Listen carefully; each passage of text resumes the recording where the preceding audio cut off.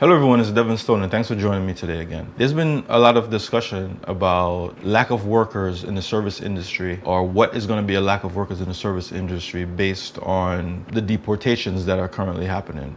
And there's been questions being asked about who's going to be the people who build the homes, who's going to be the people who work in the factories. And the answer to that question is quite simple. The people that are going to do these jobs are going to be the American people. We shouldn't think that just because there's individuals that are being sent home, so to speak, there won't be any people to do work within the United States, because actually there's 340 million people living in the United States, and out of that only 62% are active members of the workforce. That means that there's more than enough people within America to build America. Yes, business owners have an incentive placed upon them to hire unskilled workers, illegal aliens, for example, or young people in order to save money.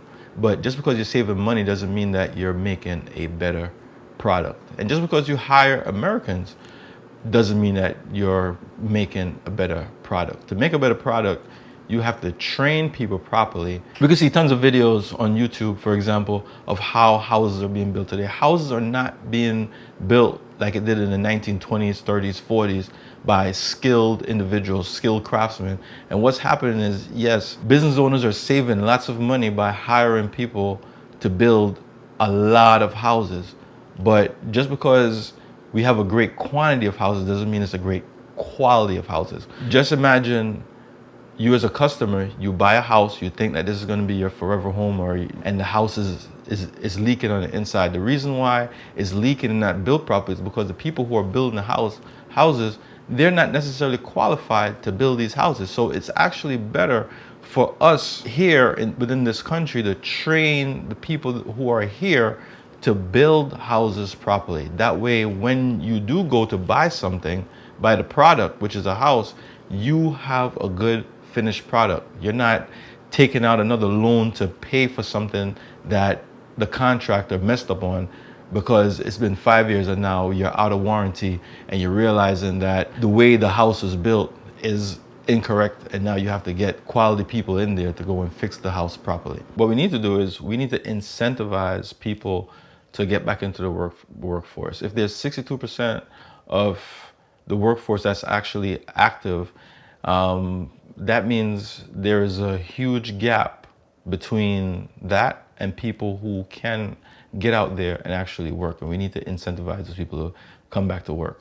Whether it's getting rid of certain entitlements, because if someone is gonna make more money staying home than they would if they go back into the workforce, I mean, anybody with common sense is gonna stay home unless they just really love to work. And most people do not love to work. So we have to get rid of certain laws and entitlements that encourage people to stay home. So essentially, it's not the government's responsibility to create jobs for individuals. It's the responsibility of the marketplace. However, it is the responsibility of government to not handicap people by giving them incentives to stay home and not be people who support their family by being a part of the workforce. So there's more than enough people within the United States to keep the United States functioning.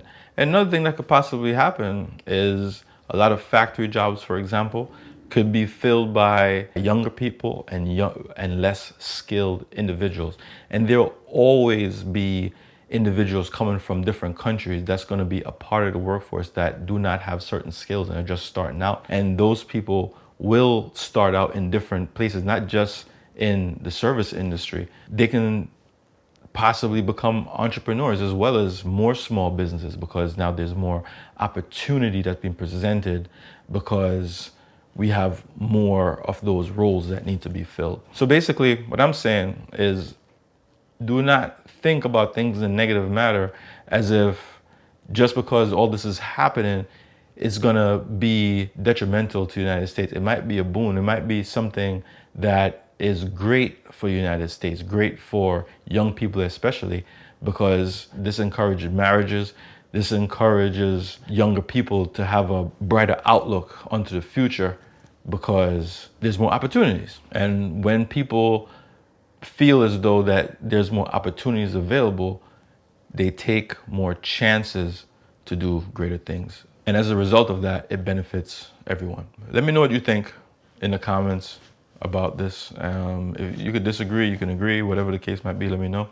Have a nice day. Until next time, peace.